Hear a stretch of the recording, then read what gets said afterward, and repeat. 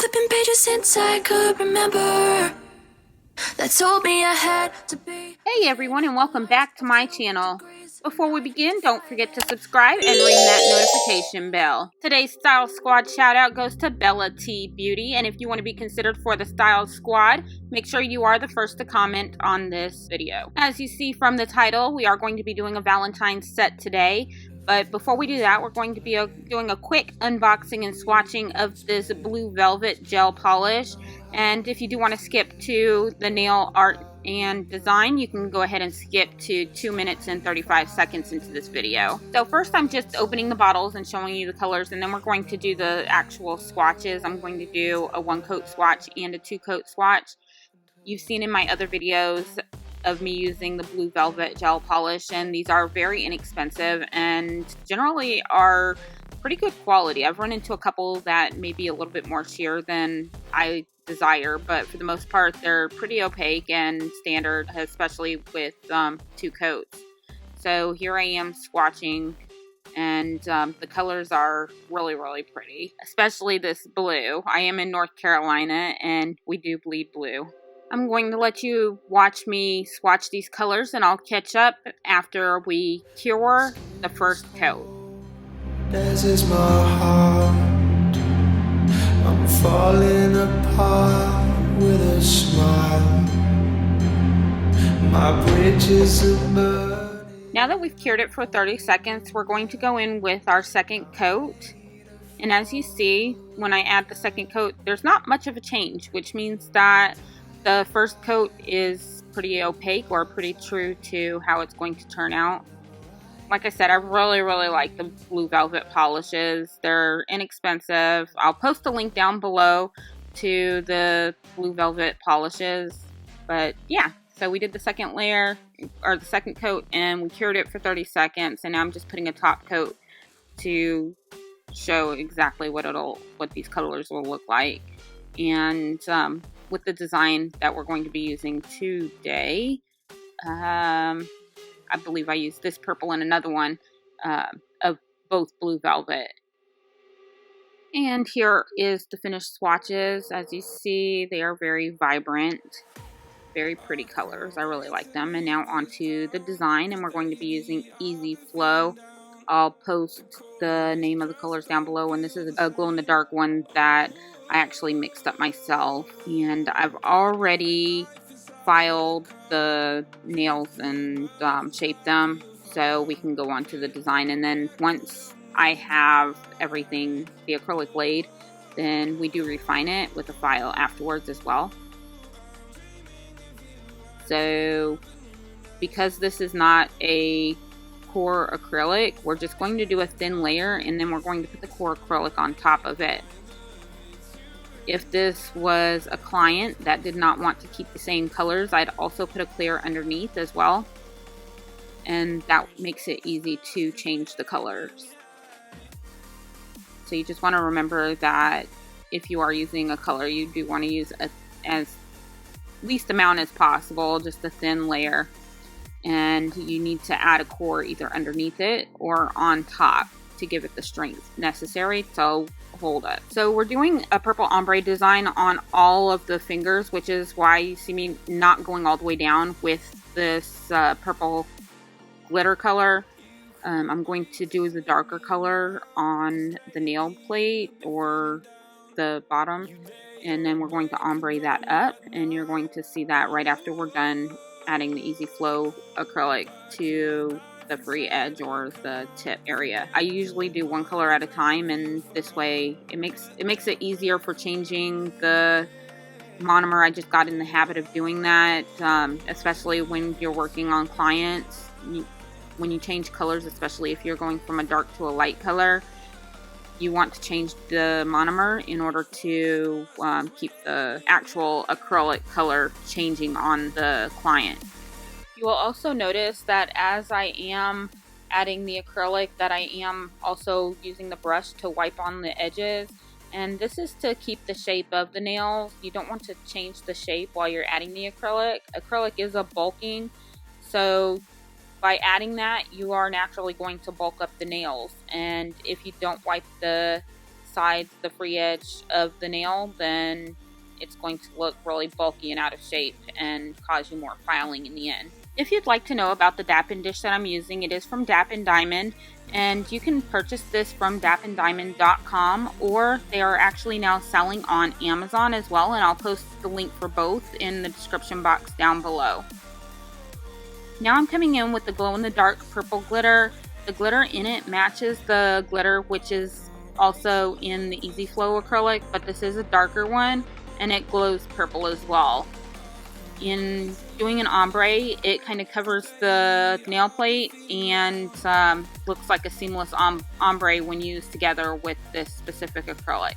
And if you are interested in purchasing any of the acrylics which I mentioned as being one of my own, you can contact me directly through Instagram at Jazzyz_styles. I'm going to do the same on all of the fingers and make sure that it is refined.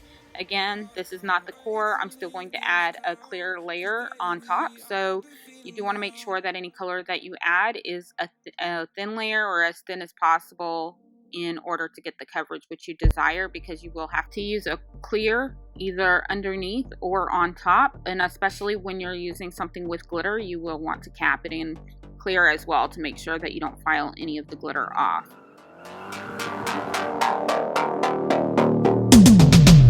Hand on the wheel, got my pistons pumping, all 800 horses running. Oh baby, 125. So when you're adding an ombre or doing an ombre, you're going to add a bead of the darker acrylic and then you're going to kind of swipe it up in order to blend them. You don't want to, it's kind of hard to explain, but you don't want to put too much pressure on the brush. You just want to lightly brush it up in order to achieve the ombre that you're looking for. As you see, they do blend seamlessly, and while I'll have to do a little bit of filing at the end, you're going to notice that it isn't too much, not an extreme amount. And where I see that it needs to be blended a little bit more, I just add a little bit more acrylic, just enough to get the blend. And then just kind of swipe up. And I'm going to do that on all the fingers just to make sure that I get the ombre that I want.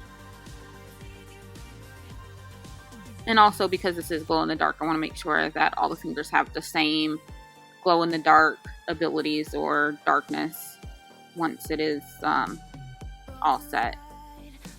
When you have glow in the dark acrylic, the thickness that you have will pretty much dictate the glow strength. To the floor, turn that giddy part into a lion's roar. Dream machine. So now I'm coming in with my Young Nails clear core acrylic that I mentioned throughout the video, and we're going to do a thin layer on top. Speed of sound. Tonight, we all know. Oh yeah, I almost forgot. We're also adding this really sparkly glitter to the ring finger. When I add glitter, what I'm going to do is take a very wet bead of acrylic and swipe it over the nail, and this is just enough to basically act as a glue for the glitter. Because we're still going to cap it, we want to make sure that it's really thin and that we're using as least amount as possible. So just a very watery, tiny bit of acrylic to allow the glitter to stick to the nail. And then we're going to cap everything. And where it's too thick, you just spread it out. Oh my gosh, this glitter is so freaking pretty. Somebody come through and let me use this on their fingers, please. It's so pretty.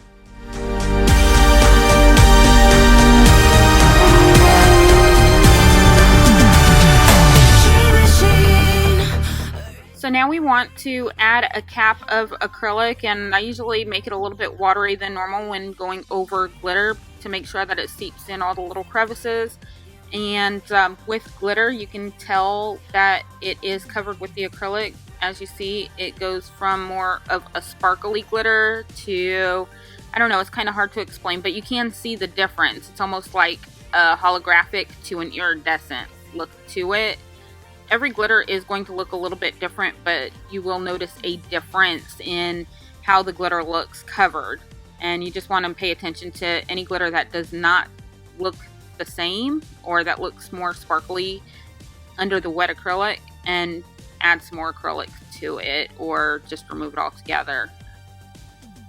And you do want to look at it from all angles as you do cap it to make sure that it doesn't look, that it keeps the shape, and that you know, you can even anything out as it is wet. You want to make sure that your apex is right.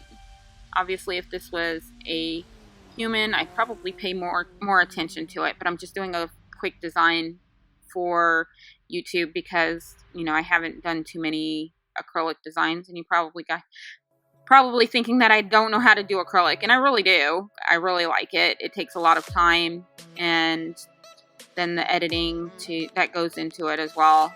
And yeah, which is why I've been sitting on this one video for 2 weeks.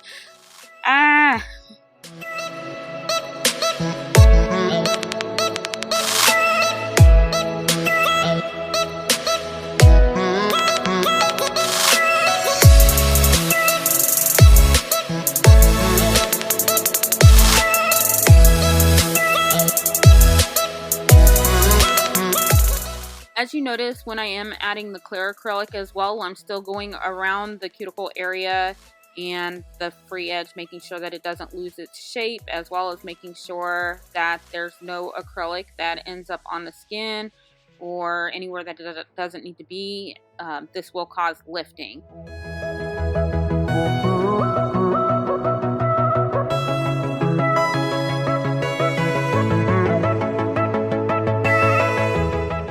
After the acrylic has been laid and dried, as you see, I tap it. You can tell when it's dry when it makes a little tapping sound, but once it is dry, you can come in with your e-file, and you just want to make sure that there is a small space next to the cuticle area, and this will tell you that everything is put together. You want to make sure that there's no gaps or any type of I don't know, you just want to make sure that everything looks nice. And generally, if it looks nice, it's going to stay. That's my positioning on it. You just want to make sure that it looks on somebody else as you would want it to look on yourself. No humps and no gaps, and just looking pretty. So I come in, and after adding the acrylic, I'm just refining the shape, because sometimes the shape is lost when adding the acrylic. As I mentioned earlier in the video, acrylic is a bulker, so you just want to make sure that it doesn't lose that. So I'm just going around the cuticle area, making sure that everything is sealed. And then once we go around the cuticle area, we're going to just smooth out the rest of the nail.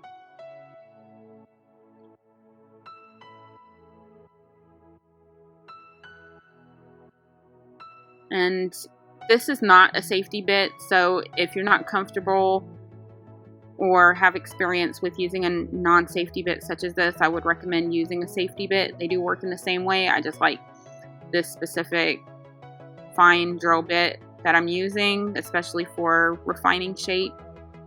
But it can cause a lot of damage. They're very sharp, and they cut very easily when it's moving. So yeah, just going around the edge or around the cuticle area, sealing it up, and then smoothing out the top. And I apologize that it went off frame here, but yeah, you just want to make sure that you don't lose any of the apex while you are smoothing it. This is literally just to smooth any rough edges, really. That can happen. And then we're going to flatten the top of the free edge. Make sure that everything is shaped. Seal it.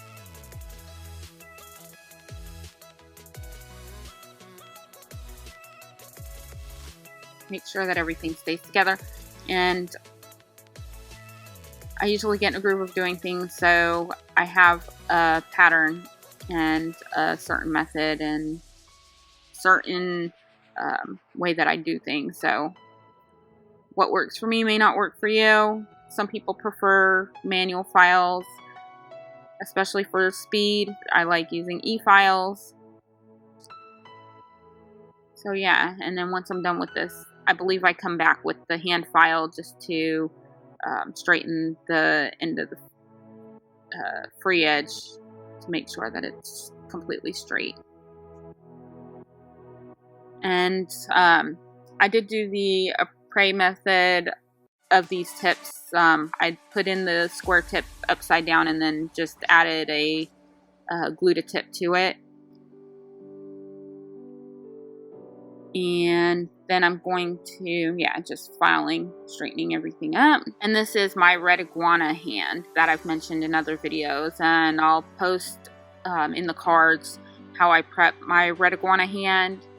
That was the last video that I had posted. And then once everything is filed, I'm going to take my buffer and just make sure that everything is extra smooth. And I'm going to do a heart design on the accent finger, the ring finger. And so I'll let you watch the rest of the video and I'll come back once everything is done. The hearts are done using a detail brush that I have and just regular gel polish. I added a top coat on top of that. I believe it was the Verano top coat.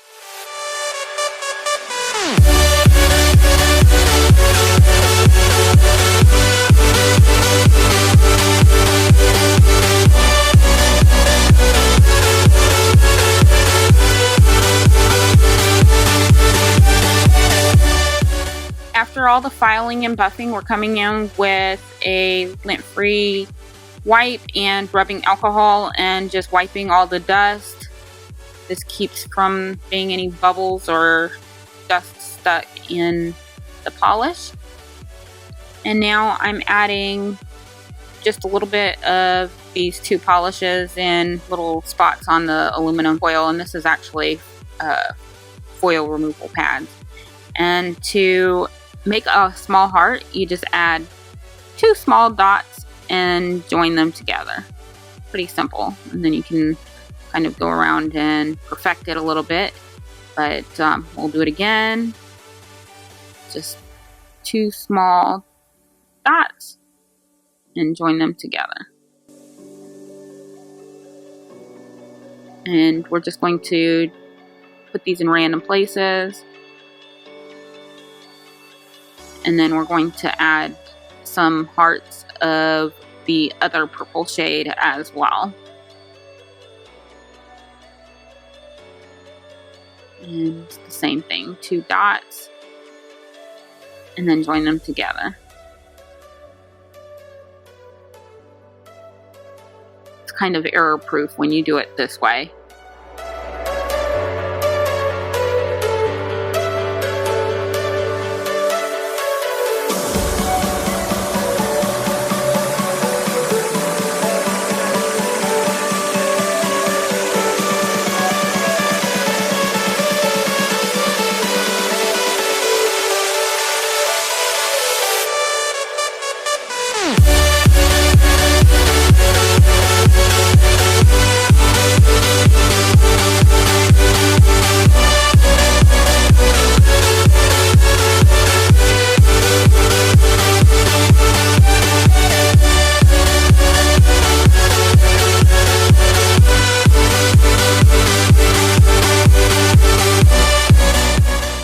Once we have the hearts exactly as we want them, we're going to cure for 30 seconds.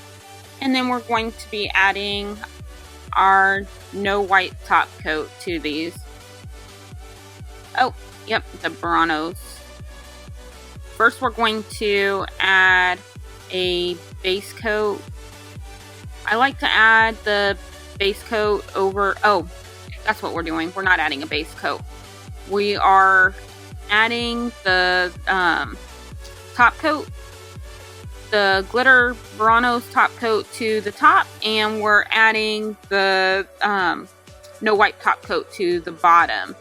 And this is because the free edge is done in the transparent acrylic, so we want to make sure that it does have its optimal shine. And look at that glitter come through. Yes. So we're adding the Burano's glitter or holographic no wipe top coat to the top, and then we're going to add the regular no wipe top coat to the underside of all of them. And did you see that glitter come through on that accent finger? Oh my god. And so we're going to make sure that everything is wiped on the free edge so that it doesn't clump up, since we did add the top coat to the top and the bottom. And we're going to cure this time for 60 seconds. I believe I did 30 seconds on top and then flipped it and did another 30 seconds. And then here is the final result. Look at this. I did add rubbing alcohol, and we're just going to scrub it. And I would do this on a client too. Just make sure there's no dust. And then add the cuticle oil and then wash the hands. So that's what I did. Scrubbed it with the rubbing alcohol to disinfect and remove the dust. Add the cuticle oil and then send them to go wash their hands. And look at that. Oh my gosh. Yes, yes, yes. So freaking pretty. And here is the still of the end results. It turned out so pretty, and I wanted to see if the glow-in-the-dark would show. You can kind of see it, but my freaking phone kept turning on the flash when I was in the dark, so you can kind of see it here. It glows a purple color, so it isn't that much of a difference, but it turned out so pretty. Through glitter. Yes. The choices that we can't forget, the poison we take with regret. Rejoice 'cause they haven't found you yet. So this Valentine's Day is actually my 18th wedding anniversary, so yeah, great plans for me. But I want to know what you'll be doing for Valentine's Day. So comment down below and let me know what your plans are for Valentine's Day. And as always, don't forget to like, comment, subscribe, share. Thanks again for watching, and see y'all later!